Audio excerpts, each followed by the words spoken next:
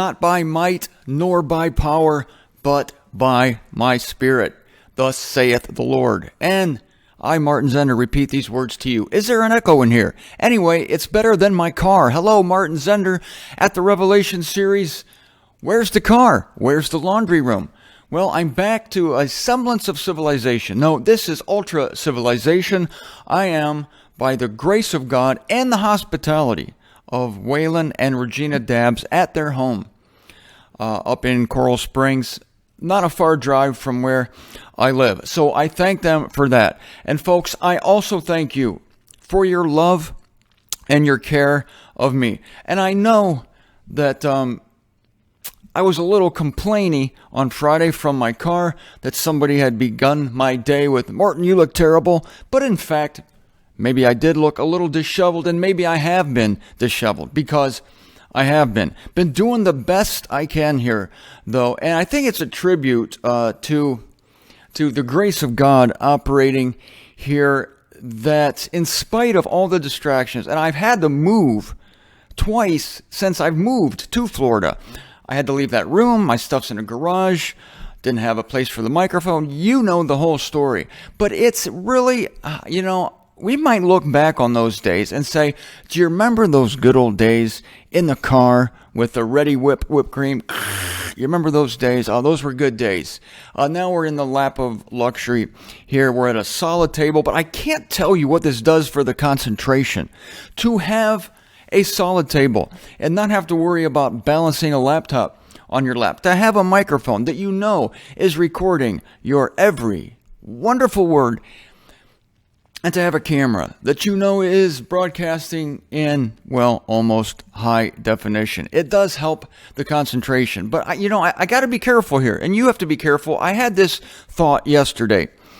I had it Friday as I emerged from my car. I don't think that it's ever trial or tribulation or sickness or death or discouragement that takes people from the evangel and from a God consciousness. I believe that it is actually plenty and contentment and peace and a feeling of stability. These things actually lead people from the evangel, or have the potential to. They don't always do that, but it's the potential. You remember Paul says in 2 Timothy chapter 4, Demas, who loved this current eon, forsook me. Why did Demas love the current eon? Because the current eon was good to him. And if the eon is good to you, it's much easier to be less leaning on the power of God. And it is not by might that these things go forward from here or from anywhere. And it's not by power, not by human power. It's by the Spirit of God. And I thank God through Jesus Christ for that. And again, you have been very kind to be careful about my well-being. And I feel that love. And so I want you to know that I am well. I am healthy. I am running every day. Some people think I look a little gaunt, but that's just health. I think some people would prefer I be fat, a little chubby. Oh, he's so cute. He's chubby, therefore he's healthy. No, I'm getting some exercise in, not excessively, but my health is pretty good. Thank you for asking. Now, not by might, nor by power.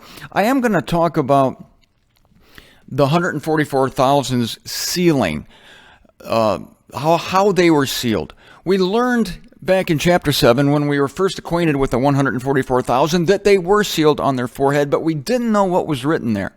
We did not know what was written there. There is something written there. We find that out in chapter 14.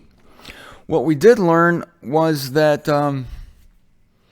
they are sealed in opposition to the worshipers of the beast, who have their sealing as well. They are sealed with either the number or the mark or the name of the beast. What a chilling contrast that is. And what could be a greater contrast?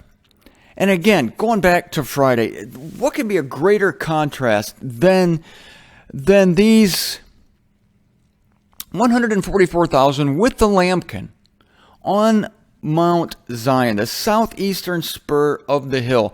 I trust you appreciated the import of that. The importance of the fact that God does little things. He does great things through little things. He takes Paul. I've heard two different meanings of the name of Paul. One is pause. I like that name. Pause for Paul. The original Greek meaning of the name Paul, because Paul is a pause in God's administration with Israel. God's on hold with Israel through Paul. We're in that administration. I've also heard that Paul means little, paw. It's funny, I have a son named Paul, and I used to call him Paw Paw, a cute little pet name, Paw Paw. And he was my little one. And so Paul can also be, different sources say it means little. I like that too. Either one works for me. I like little because God is using the insignificant things today to confound the wise. Now, I mentioned a verse to you, not by might nor by power, but by my Spirit. That is from Zechariah chapter 4. Speaking of the vision of the lampstand and the olive trees. I want to give this to you in context because it's so good. And again, while you would think that 144,000 are a great multitude, there will be no religion has yet come. No religion has yet been known upon this earth with so many adherents than the one world religion that is coming upon this planet. It's going to be an amalgamation. Think of this. Remember the 7 heads of Christianity. How many? There's the Greek Orthodox. Oh, somebody sent me a picture of the leader of the Greek Orthodox Church and the Pope, and apparently these two are forming some sort of alliance. They're getting chummy. They're getting friendly. The Pope, head of Roman Catholicism, and this creepy-looking dude with a long white beard, looks like Santa Claus. It looks like Santa Claus who had just stuck his finger in an electrical socket. These two freaks of nature, the Pope and the leader of the Eastern Orthodox Church, they are forming a pact. And so, all right, take the 7 heads, take Christianity. Imagine all the different adherents, the 7 heads of Christianity put together. That's a lot of people. Now I want you to combine it with those who are followers of Islam, followers of Buddha, the Hindu religion. Can you imagine? Think how many people.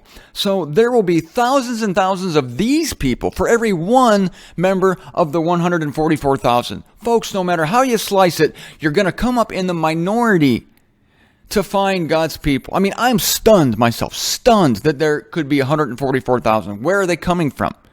As you know, I'm stunned to think that in this day of apostasy, the worst day we've lived in the history of the Aeonian times, that there could be possibly 5,000 in the body of Christ. To me, that's a crazy number. So how could there be this many in the circumcision? This reason. Because God is now actively involved in bringing forward. He's bringing them forward. He's not hiding them. I'm not saying God isn't actively involved with us, but your life is hid together with Christ in God. Colossians chapter 3, verses 1 through 3. So God is actively hiding it, actively hiding you, actively making you small, actively making you weak. After we're out of the way, that system's going to change dramatically, and God will then actively bring Israel out of the shadows. And he will call from the north, from the south, from the east, from the west, and bring his people to Zion. And there will be members of that esteemed race who you would not believe would be members of that esteemed race. Now, on to Zechariah chapter 4. Now, the angel who talked to me came back and wakened me, as a man who is wakened out of sleep. And he said to me, "What do you see?" So I said, quote, "I am looking, and there's a lampstand of solid gold and a bowl on top of it. And on the stand 7 lamps, with 7 pipes to the 7 lamps. 2 olive trees are by it, one at the right of the bowl, the other at its left." So I answered and spoke to the angel who talked to me, saying, "What are these, my Lord?" Speaking to the angel. Angels can be lords. It's a small L here. It just means a sanctioner, one who sanctions stuff. Then the angel who talked with me answered and said to me, "Do you know what these are?" I said, "No, my Lord." He answered me, "This is the word of the Lord to Zerubbabel." Now hang on. Zerubbabel, remember, was the guy who was rebuilding the temple after the Babylonian captivity. And here in the unveiling, we're going to have another rebuilding of the temple. It's going to be a false temple. Then there will be the millennial temple. But all these things, this is a radical statement. The false as well as the true are of God. But here's my main point, is that this stuff, even the bad stuff, does not happen by human might or power. It's a facade of human might. You could look at the great confederation of the end times and say, what an accomplishment of human might. Think about it, folks. Nobody can get together today. Nobody can really cohere and make something happen ever since God scrambled the languages and the governments at Babel. In fact, in Revelation 17:17, there's an amazing verse that says God causes 10 kings to form his opinion.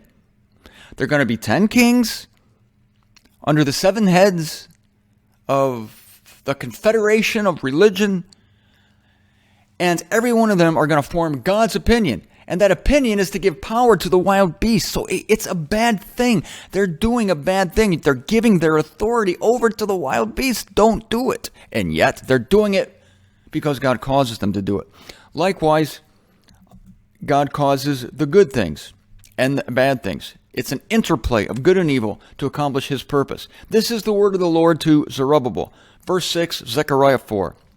Not by might nor by power, but by my Spirit, says the Lord of hosts. Who are you, O great mountain? Before Zerubbabel you shall become a plain, and he shall bring forth the capstone with shouts of grace, grace to it. I got to read a couple more verses here. This is good. Moreover, the word of the Lord came to me, saying, the hands of Zerubbabel have laid the foundation of this temple. His hands shall also finish it. Then you will know that the Lord of hosts has sent me to you. For who has despised the day of small things? That's the key verse. Who has despised the day of small things? Right now, ladies and gentlemen, we're in a day of small things. We're in a day of insignificance. We're in a day where the world will look at us and see nothing. But do not despise the day of small things. One man, Zerubbabel, brought forth the new temple with Zechariah. One man with Zechariah. All right, there was a Batman and Robin thing going on there, okay? Batman and Robin. One man, the Apostle Paul, brought us our evangel. One man. It does not take a unilateral, multi-membered force to do what we are doing. Because we will not despise the day of small beginnings, of small things. And we won't despise those things which are hidden. We won't despise our apostle in jail. We won't despise our own afflictions. These are not to be despised, but celebrated. And if you can look at the despised Christ on earth and see the Messiah, then it's not by might nor by power. And Jesus Christ said to Peter, flesh and blood, i.e. might and power. I'm relating flesh and blood to might and power. I'm drawing an analogy. Flesh and blood has not revealed that fact to you, that I'm the Messiah. You've heard me say this before. Flesh and blood could not convey the power behind that lowly former carpenter from Nazareth. And it's the same with these 144,000 standing on the little tiny hill on the mount where the palace of the king will be. And do not despise, again, your call, your place, your afflictions. Because from small beginnings come great things.